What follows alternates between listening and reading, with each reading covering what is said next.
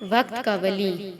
سید ابوالعلی مودودی سے ایک دفعہ کسی شخص نے پوچھا کہ آپ نے کبھی کسی ولی اللہ کو دیکھا ہے؟ سید مودودی رحمۃ اللہ علیہ نے جواب دیا، ہاں، ابھی 2 دن پہلے ہی لاہور اسٹیشن پر دیکھا ہے۔ ہماری گاڑی جیسے ہی رکی تو کلیوں نے دھاوا بول دیا اور ہر کسی کا سامان اٹھانے اور اٹھا کر بھاگنے لگے، لیکن میں نے کلی کو دیکھا کہ وہ اطمینان سے نماز میں مشغول ہے۔ جب اس نے سلام پھیرا تو میں نے اسے سامان اٹھانے کو کہا۔ اس نے سامان اٹھایا اور میری مطلوبہ جگہ پر پہنچا دیا۔ میں نے اسے 1 روپیہ کرایہ ادا کر دیا۔ اس نے 4 آنے اپنے پاس رکھے اور باقی مجھے واپس کر دیے۔ میں نے اس سے عرض کی کہ 1 روپیہ پورا رکھ لو، لیکن اس نے مسکراتے ہوئے جواب دیا، نہیں صاحب، میری مزدوری 4 آنے ہی بنتی ہے۔ آپ یقین کریں، ہم سب ولی اللہ بننے اور اللہ کے ولیوں کو ڈھونڈنے میں در بدر ذلیل و خوار ہوتے ہیں۔ ہم سمجھتے ہیں کہ ہمیں مشکل ترین ریاضتوں، مشقتوں اور مراقبوں سے گزرنا پڑے گا، ساری رات نوافل میں گزارنی پڑے گی، یا شاید گلے میں تسبیح ڈال کر میلے کچیلے کپڑے پہن کر اللہ کی صدائیں لگانا پڑیں گی، تب ہم ولی اللہ کے درجے پر پہنچ جائیں گے۔ آپ کمال ملاحظہ کریں، ہماری آدھی سے زیادہ قوم بھی اس کو ہی پہنچا ہوا سمجھتی ہے جو اب نارمل حرکتیں کرتا نظر آئے گا، جو رومال میں سے کبوتر نکال دے یا عاشق کو آپ کے قدموں میں ڈال دے۔ اللہ کا دوست بننے کے لیے تو اپنی انا کو مارنا پڑتا ہے، قربانی، ایثار اور انفاق کو اپنی ذات کا حصہ بنانا پڑتا ہے۔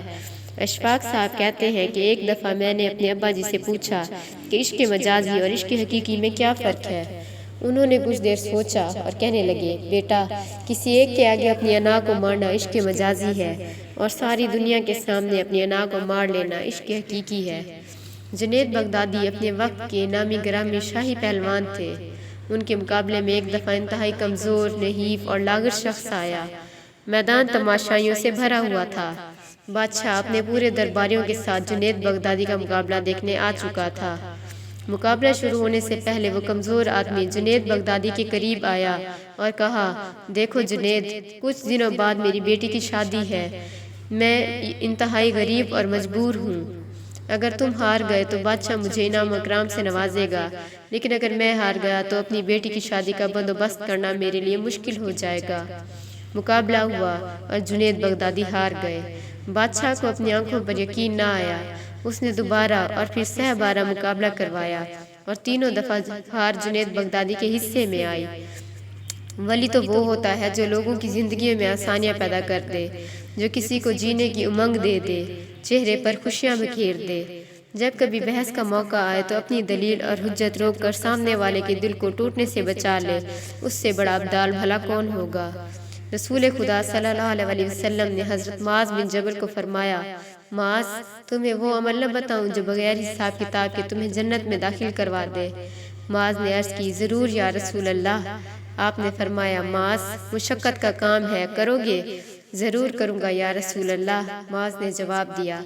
آپ نے پھر فرمایا، معاذ، مسلسل کرنے کا کام ہے، کرو گے؟ معاذ نے جواب دیا، کیوں نہیں یا رسول اللہ۔ آپ نے فرمایا، اے معاذ، اپنے دل کو ہر ایک کے لیے شیشے کی طرح صاف اور شفاف رکھنا، بغیر حساب کتاب کے جنت میں داخل ہو جاؤ گے۔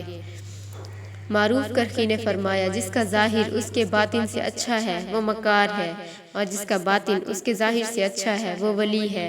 ولایت شخصیت نہیں، کردار میں نظر آتی ہے۔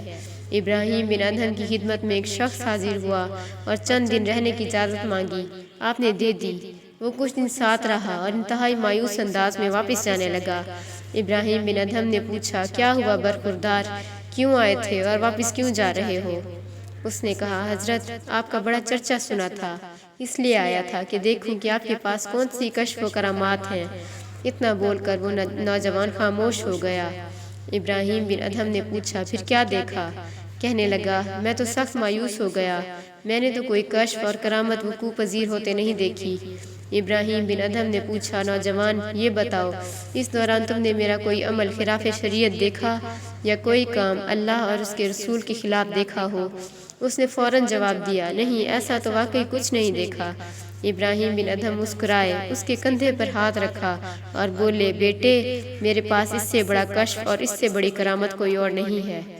جو شخص فرائض کی پابندی کرتا ہو، لوگوں کی زندگی میں آسانیاں پیدا کرتا ہو، آپ مان لیں کہ اس سے بڑا ولی کوئی نہیں ہو سکتا۔ اللہ کے ولی کی سب سے بڑی نشانی یہ ہے کہ وہ صاحب حال ہوتا ہے، نہ ماضی پر افسوس کرتا ہے اور نہ مستقبل سے خوف زدہ ہوتا ہے، اپنے حال پر خوش اور شکر گزار رہتا ہے۔ جو اپنے سارے غموں کو ایک غم یعنی آخرت کا غم بنا کر دنیا کے غموں سے آزاد ہو جائے، وہی وقت کا ولی ہے۔ ایک صحابی نے پوچھا، یا رسول اللہ، ایمان کیا ہے؟ آپ نے فرمایا، صبر کرنا اور معاف کرنا۔ آپ یقین کریں، تہجد پڑھنا، روزے رکھنا آسان ہے، لیکن کسی کو معاف کرنا مشکل ہے۔ رسول اللہ صلی اللہ علیہ وسلم نے فرمایا، اسلام کا حسن یہ ہے کہ بھوکوں کو کھانا کھلاؤ اور ہمیشہ اچھی بات زبان سے نکالو۔ جو صبر کرنا سیکھ لے، بھوکوں کو کھانا کھلائے، ہمیشہ اچھی بات اپنی زبان سے نکالے اور لوگوں کے لیے اپنے دل کو صاف کر لے، اس سے بڑا ولی بھلا اور کون ہو سکتا ہے؟ یاد رکھیں، جو لوگوں سے شکوہ نہیں کرتا، جس کی زندگی میں اطمینان ہے، وہی ولی ہے۔ جس کے دل کی دنیا میں آج جنت ہے، وہی وہاں جنتی ہے، اور جس کا دل ہر وقت شکوے، شکایتوں، حسد، کینہ، بغض، لالچ اور ناشکری کی آگ سے سلگتا رہتا ہے، وہاں بھی اس کا ٹھکانہ یہی ہے۔ فرائض کی پابندی کیجیے، حال پر خوش رہیے، لوگوں کی زندگی میں آسانیاں پیدا کیجیے اور وقت کے ولی بن جائیے۔